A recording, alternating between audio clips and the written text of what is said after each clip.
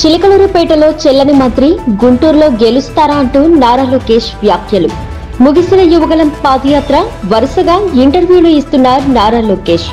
వచ్చే ఎన్నికల్లో గెలిచేది టీడీపీ జనసేన కూటమి అని స్పష్టీకరణ. వైసీపీ ప్రతిపక్షంలో కూర్చున్నాక ఇక యుద్ధమేనని వ్యాఖ్యలు. నారా లోకేష్ పై ప్రశంసలు కురిపించిన రఘురామకృష్ణంరాజు, యువగలం పాదయాత్ర పెను తుఫానుగా మారిందన్న రాజు. లోకేష్ లో ప్రజలు మంచి నాయకుడిని చూస్తున్నారంటూ ప్రశంస. యువగలం విజయోత్సవ సభ సక్సెస్ కావాలంటూ ఆకాంక్ష. మా ప్రాంత ప్రజలను పోచంపల్లికి తీసుకువస్తాం. చేనేత వస్త్రాలు చూసి ముచ్చటపడిన రాష్ట్రపతి. చేనేత కార్మికులతో ఏర్పాటు చేసిన థీమ్ పెవిలియన్ కార్యక్రమంలో పాల్గొన్న రాష్ట్రపతి.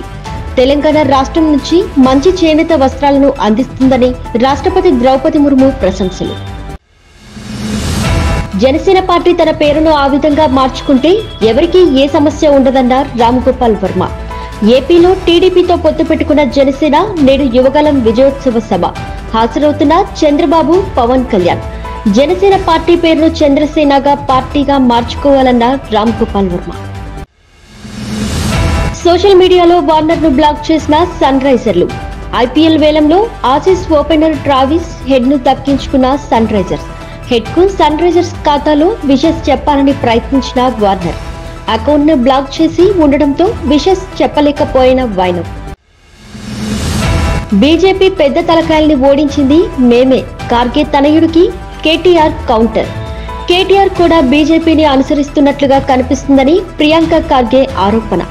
మీరు కూడా ఈ ఇష్యూలో చేరాలని నిర్ణయించుకున్నందుకు సంతోషమన్న కేటీఆర్. సునీలన్ టీం ప్రచారం పట్ల జాగ్రత్తగా ఉండడం మంచిదంటూ సూచన. శ్వేతపత్రాన్ని ఏపీ రిటైర్డ్ అధికారితో తయారు చేయించారన్న మంత్రి హరీష్ రావు. గత ప్రభుత్వానికి వ్యతిరేకంగా నివేదిక తయారు చేయించారన్న హరీష్ రావు. కరోనా కారణంగా ఎక్కువ అప్పులు తీసుకోవడానికి కేంద్రం అనుమతించిందని వెల్లడి. కేంద్రం నుంచి నిధులు రానందువల్ల ఇబ్బంది కలిగిందంటూ విమర్శ. కొడుకు, కుమార్తె ఉన్నత విద్యా పట్టాలు అందుకోవడం పట్ల పొంగిపోతున్న షర్మిల. ఎంఎస్సీ పట్టా పుచ్చుకున్న రాజారెడ్డి, బీబీఐ ఫైనాన్స్ డిగ్రీ పూర్తి చేసిన అంజలి రెడ్డి. విశాఖలో చంద్రబాబు, బాలకృష్ణలకు ఘన స్వాగతం. ఈ సాయంత్రం యువగలం పాదయాత్ర విజయోత్సవ సభ.